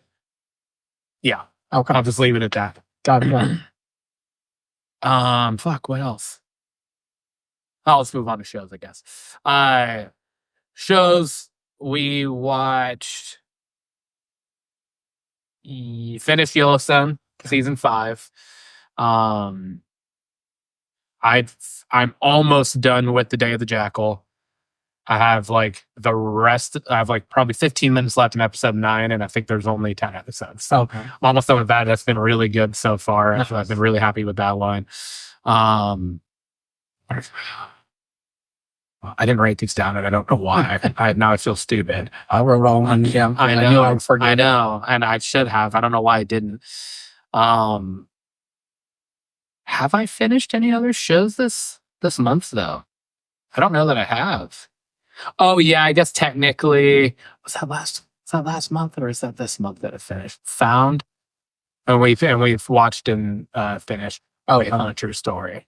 Nice. So Found season 2, I think that might have been November, but it might have been after we did the binge recap in November because we did it a week early because we went to Survivor Series. Yeah. So it might have been since we did the recap. So a few things there, and things I'm getting ready to start or have started, I guess, too, would be No Good Deed is one that I want to start. I've been about to start it a couple different times, but I've just had to do other stuff. Fuck me. Why am I spacing on the name of this? I can't remember what fucking platform it's on either. Well, must not be that important, I guess. You could talk about it on there. Exactly, because I'll hopefully watched it by And wrote it down. Yes, yeah, I'll write these down for now. I thought I was going to be good because I'm usually good at remembering things I'm watching, but I think the hot sauce fucked me. I think so. I'm still thinking about it. It's definitely leveled out now. Top of my mouth is like numbish. Yes. Yeah, I think that's probably your body going into defense, thinking you're dying from the inside out. But yeah. All right, man. Yeah, man. That's our December binge binge recap. What do we got next? Blockbusters question of the week. All right, man. Again, in the spirit of wrapping up the year here, Happy New Year's. Give me your top 3 movies of the year. We could go back and forth. So let's go lowest to your highest. And then do the same with your show. So give me a movie in your top 3 of this year. All right. I went Carry On. All right. Yeah. I put Carry On. It might be light bias just towards like recency bias. Like I just watched it 2 days ago or 3 days ago or whatever. Yeah. But still, I just like, it was so good. I really enjoyed it. Yeah. That for sure was a good one. And it's a fucking Christmas movie too. Yes, it is. It is 100%. Yes, it is. I went with Bad Boys Ride or Die. We went to the movie theaters and saw that one. And I really enjoyed it. Yeah, it was fantastic. Fantastic I totally movie. based on that was this year. Wow. That was early on in the it's very early on in the podcast. Yeah, man. I think that was before we went weekly, wasn't it? Yeah, that was one of the weekly episodes. Yeah. All right. Second one for me, I went Alien Romulus. We also went and saw that in theaters. Yeah. It was fucking phenomenal. It was such a good movie. Just a lot of kind of paying homage to the original. Yeah. It was shot very similarly to the original. It was just done really well. I know we both really enjoyed it. Yeah. Yeah. That one was, I thoroughly enjoyed that. I went with Trap. Trap. Oh, yeah. That was a really good one. I think that was like a return to form M. Night Shyamalan. Yeah. Shyamalan, a Ding Dong movie, and I loved that movie. I think highly of that one. So All right. had that. And staying in that same vein, I went Long Legs. Oh, really? Yeah, I went Long Legs for number one. I thought you were going with what I'm going with, Deadpool and Wolverine. Yeah, for the whole experience. I the know, movie I was know. great. But obviously, yes, the movie was fucking phenomenal. But for me, when I'm going for like my best movies of the year, Long Legs tops that for me. Yeah. It was such a good movie. It was a unique, original idea. Yeah. It was very creepy. Had me on the edge of my seat the whole time. Yeah. I went Long Legs. Nice. I know, it's surprising. I didn't put Deadpool Wolverine. I thought you were. I kind of felt, because I thought about it, obviously, but I kind of felt like that was a little more, I don't know. It was almost like too obvious for me. Yeah. I was like, I can't do that. That's too obvious for me. So I went another, all very serious movies for me. Yeah. I like them though. All those were great movies. Yeah. So, all right. What about shows? So starting with number 3, I went Presumed Innocent with Jake Gyllenhaal. It was I still want to check that out. Apple TV Yeah. show. He's essentially charged with his mistress, I guess. Kind of. That doesn't sound like a good term, but he's having an affair with somebody who's also his coworker and somebody who works underneath him. Literally and figuratively. And she ends up getting murdered and he gets charged for it. And the whole show's based on that. So Yeah. it was really good. We really enjoyed that one. Nice. Agatha All Along. I thought that show was well done and had me intrigued from start to finish and wanted to keep in the Marvel world there. Yeah. Agatha All Along almost made my list. It didn't. And it was because of this 2 weeks ago. But Yellowstone season 5B. It was the series finale of the mainline Yellowstone franchise. It was so fucking well done, especially considering Kevin Costner didn't return for the second half of the season. It was so good.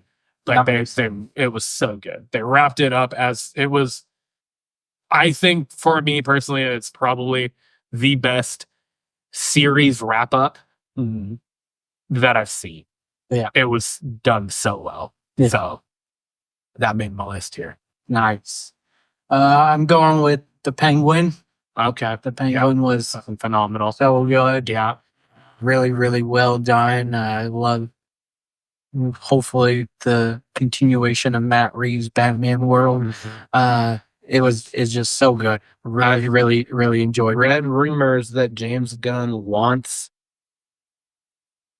Matt Reeves, Robert Pattinson Batman In the DC. to be the DCU Batman. Who I would love it. I don't know how it would all work, but it would be fucking cool if they could just blend those two and make it all one thing. And then there would be no confusion. that would be awesome. So, Okay. and my number one show of 2024, Bad Monkey. Wow. Vince Okay. Vaughn. Vince Vaughn. I went with it. I fucking really loved that show. I was on fucking pins and needles the whole time watching it and waiting for the next episode to drop every week. Yeah. It's been like the main show that I have been like every week. I'm just like, fucking can't wait till the next episode comes out. And I love Vince Vaughn, man. Yeah. Vince Vaughn is one of my favorite actors of all time. He's phenomenal. He's phenomenal in that show. I think the writing of the show was really good. Just all around, I really enjoyed that show. So that's what I went with. Nice. All right. My number one show of 2024 is Shrinking. I brought it up earlier. Yeah. The show is funny. It's got feel good emotions. It can make you cry, make you laugh, make you angry. It has everything. It's a show that me and Haley actually watch together. It takes a lot to get her to watch the TV with me, and she really enjoyed it as well.